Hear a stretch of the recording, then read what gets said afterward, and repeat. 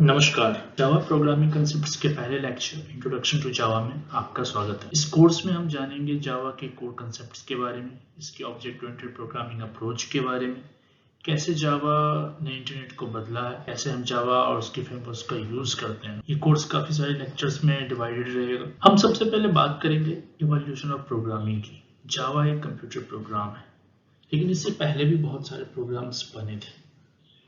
तो सबसे पहले हमें ये समझना जरूरी है कि हमने जावा को क्यों बनाया, जावा की उत्पत्ति क्यों हुई।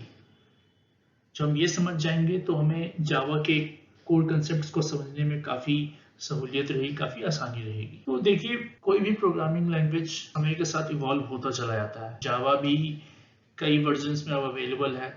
जावा 8 सबसे प्रोमिनेंट वर्जन है, बट अभी अगर हम देखें तो जावा 14, जावा 15 सब अवेलेबल है। ऐसे ही अगर आप जावास्क्रिप्ट में भी बात करें तो उसके ऊपर जो बने फ्रेमवर्क्स हैं, तो एंगुलर, रिएक्ट, कोई से भी, तो इन सब के अपने अपने इटरेशंस हैं।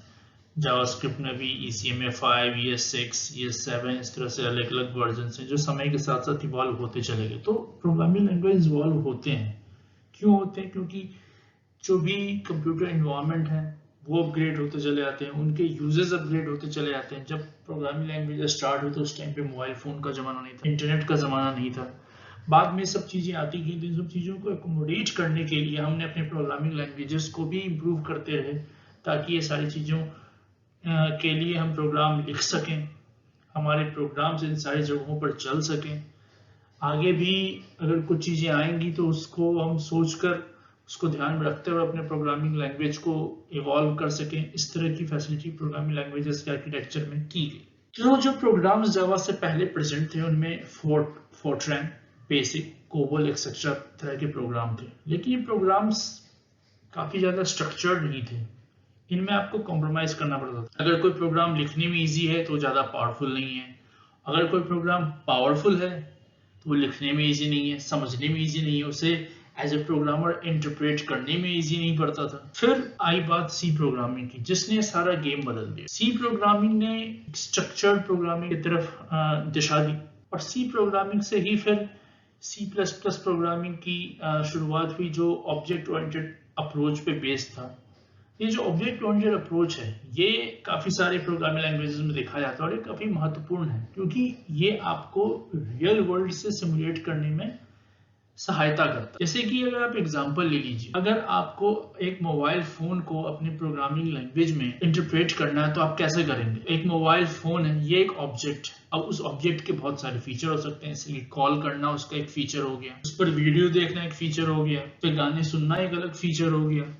किसी फोन में वीडियो देखने या कॉल करने की, किसी फोन में वीडियो देखने की या गाने सुनने की फीचर नहीं हो सकती, बट कॉल करने की फीचर तो रहेगी। तो इस तरह से ये जो विजुअलाइजेशन था, इस चीज को अगर हम अपने प्रोग्राम्स के रूप में विजुअलाइज करना चाहें तो यहाँ पर ऑब्जेक्ट ओरिएंटेड प्रोग्रामिंग काफी कारगर सिद्ध हुआ। इन सब के बारे में हम आगे वीडियोस में चर्चा करेंगे।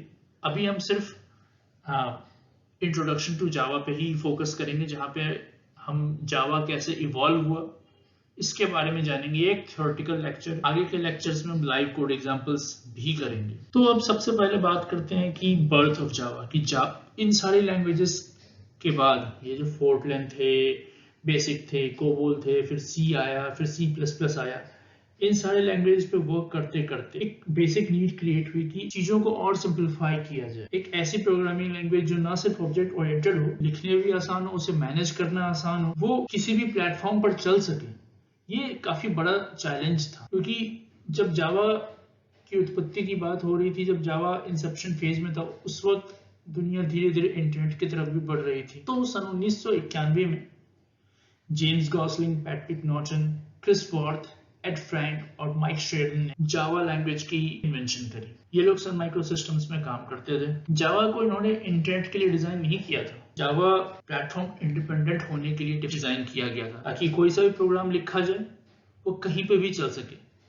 जैसे कि प्लेटफॉर्म इंडिपेंडेंस आप ये कह सकते हैं कि आपने जो प्रोग्राम लिखा है वो प्रोग्राम आपके वॉशिंग मशीन को ऑपरेट करने में भी सहायता कर सके, आपके फ्रिज को भी ऑपरेट कर सके, लिफ्ट्स में, कार्स में, इन ऐसी जगहों पे, छोटी छोटी जगहों पर। लेकिन इंटरनेट के रूप में हम अभी तक जावा को सोचा नहीं गया था जब जावा को इन्वेंट किया गया था। जब इंटरनेट आया तो जावा प्रोग्रामिंग का फ्यूचर भी धीरे धीरे शेप हुआ, जावा इवॉल्व हुआ as per the use of internet. Java अपने जो मेन फीचर्स हैं, मेन कैरेक्टरिस्टिक्स हैं, वो सी और सी प्लस प्लस से ही डिराइव करता है। और जब इंटरनेट आ गया तो जावा और इंटरनेट दोनों साथ साथ आगे बढ़े। जावा ने इंटरनेट के दो सबसे बड़े इश्यूज को सॉल्व करने में मदद करी। एक था सिक्योरिटी और दूसरा था पोर्टेबिलिटी। मतलब ये कि अगर कोई प्रोग्राम रन हो रहा है तो वो आपके बाकी कंप्यूटर को इफेक्ट ना करे, ये सबसे बड़ा इशू था। जैसे और एक था कि जो आपने प्रोग्राम लिखा है वो हर तरह के मशीन पे, हर तरह कंप्यूटर पे चल सके। इन दोनों इश्यूज से काफी ज्यादा जूझ रहे थे और इंटरनेट के आने के बाद तो ये इशू और भी ज्यादा लाइमलाइट में आ गए थे कि इंटरनेट के थ्रू आप कोई सा भी कंप्यूटर, किसी भी कंप्यूटर से एक्सेस हो सकता है, कहीं भी बैठे आप किसी से भी बात कर सकते हैं। हो सकता है वो बंदा आपके कंप्यूटर को हैक करने की कोशिश कर।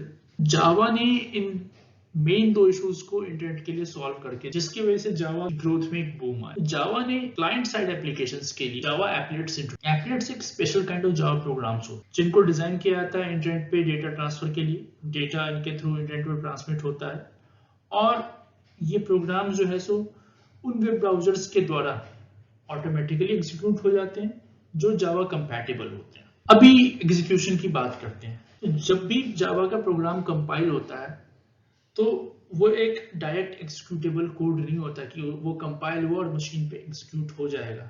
नहीं, output of a Java compiler is a byte code. Java compiler का जो आउटपुट होता है, जब भी आप किसी जावा प्रोग्राम को कंपाइल करते हैं, उससे जो बाइट कोड बनता है उसे आप जावा रन टाइम सिस्टम के अंदर ही एग्जीक्यूट कर सकते हैं, जिसे हम लोग जेवीएम भी कहते हैं, जावा वर्चुअल मशीन। मतलब जावा ने जो भी कंपाइल करने के बाद कोड बनाया, समटाइम्स हम देखते हैं जैसे कि स्प्रिंग बूट में हम काम करते हैं तो एक जार फाइल बनती है, इसको एग्जीक्यूट करने के लिए हमें जेवीएम की जरूरत पड़ी। और यही की रीजन था मेन इश्यूज पोर्टेबिलिटी और सिक्योरिटी को सॉल्व करने का। अगर आपको कोई भी प्रोग्राम को रन करना है तो आपको अपने मशीन पर, अपने सिस्टम पर जावा रन टाइम सिस्टम इंस्टॉल करना है बस। अगर आपका मशीन जावा कंपैटिबल है तो जावा के किसी भी प्रोग्राम को रन कर सकता है। तो एक यूनिवर्सल कोड बन गया कि ठीक है, अगर आपको कोई सा भी जावा प्रोग्राम रैंडमली अपने सिस्टम पर रन करना है तो आपके पास एक जावा रन टाइम सिस्टम होना चाहिए बस। वो प्रोग्राम अपने आप जावा में रन, किसी भी जावा प्रोग्राम को रन कर सकता है। ऐसे ही सिक्योरिटी की बात आई तो ये जो जावा रन टाइम सिस्टम है, जेवीएम जिसे कहते हैं, वो अपने सिस्टम से बाहर की चीजों को कंप्यूटर पे इफेक्ट, कंप्यूटर में रन टाइम सिस्टम को लेट्स से कि जगह मिली तो उससे बाहर की जगह को एक्सेस नहीं करने देता है, एक बाउंड्री बना के रखता है जिस बाउंड्री को आप क्रॉस नहीं कर सकते हैं programmes.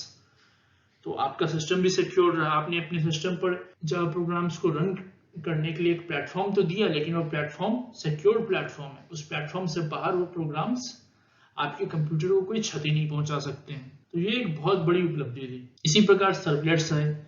Servlets server side programming में हेल्प करने लग गए। जैसे कि अगर आपको रन टाइम पे पता करना है कि क्रिकेट मैच का क्या स्कोर हो रहा है तो वो देख के पता करना और फिर क्लाइंट साइड पे ये इन्फॉर्मेशन डिलीवर करना, या फिर ई कॉमर्स साइट्स में अगर आपको किसी भी पर्टिकुलर प्रोडक्ट की प्राइस के बारे में पता करना है तो उसकी प्राइस पता करके लेट्स से उसके इमेज और उसके प्राइस टैग के साथ आपको अपने क्लाइंट को दिखाना है क्लाइंट साइड पे ब्राउजर्स में। तो ये सारे काम कंप्यूट करने के लिए और चीजों को डेटाबेस से डेटा को रिट्रीव करने के लिए सर्वलेट्स की इन्वेंशन हुई और सर्वलेट्स सर्वर साइड प्रोग्रामिंग में काफी हेल्पफुल साबित हुए। तो अगर हम बात करें जावा की तो इन शॉर्ट हम कह सकते हैं कि जावा एक सिंपल प्रोग्रामिंग लैंग्वेज है, ये सिक्योर्ड है, ये पोर्टेबल है, ये ऑब्जेक्ट ओरिएंटेड वे को सपोर्ट करता है, ये रोबस्ट है, ये कहीं भी चल सकता है जहां पर जावा रन टाइम एनवायरनमेंट प्रेजेंट रहेगा। ये मल्टी थ्रेडिंग भी सपोर्ट करता है। जब हम आगे जावा के बारे में बात करेंगे आगे के वीडियो तो हम देखेंगे कि जावा में सिर्फ एक थ्रेड काम नहीं करते बल्कि काफी सारे थ्रेड एक साथ काम कर सकते हैं। ऐसा प्रोविजन होता है जावा में। और जावा को डायनेमिक प्रोग्रामिंग लैंग्वेज भी कहा जाता है क्योंकि ऐसा नहीं कि जो भी प्रोग्राम में वैल्यूज लिखी हुई हैं वो उन्हीं वैल्यूज को लेकर प्रोग्राम कंपाइल करेगा। यूजर से इंटरेक्ट करके इनपुट लेके उस हिसाब से बाइट कोड को रेफरेंस करता है।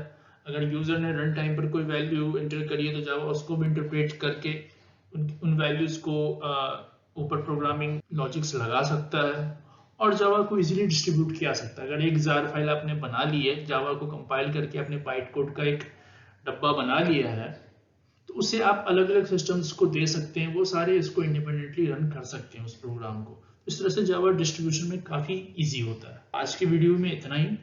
आगे के वीडियोज में हम देखेंगे कि जावा कैसे रियल लाइफ ऑब्जेक्ट्स को सिमुलेट करता है, वाई ऑब्जेक्ट ओरिएंटेड अप्रोच, और ऑब्जेक्ट ओरिएंटेड अप्रोच पे ज्यादा फोकस करेंगे, उसके की फीचर्स जैसे कि एब्स्ट्रैक्शन, इनहेरिटेंस, इनकैप्सुलेशन वगैरह। आशा करता हूँ आपको वीडियो पसंद आया होगा। आपको ये वीडियो पसंद आया है तो इसे लाइक कीजिए और चैनल को सब्सक्राइब कीजिए ताकि आपको आगे आने वाले कंटेंट्स के बारे में जानकारी मिलती रहे। बहुत बहुत धन्यवाद।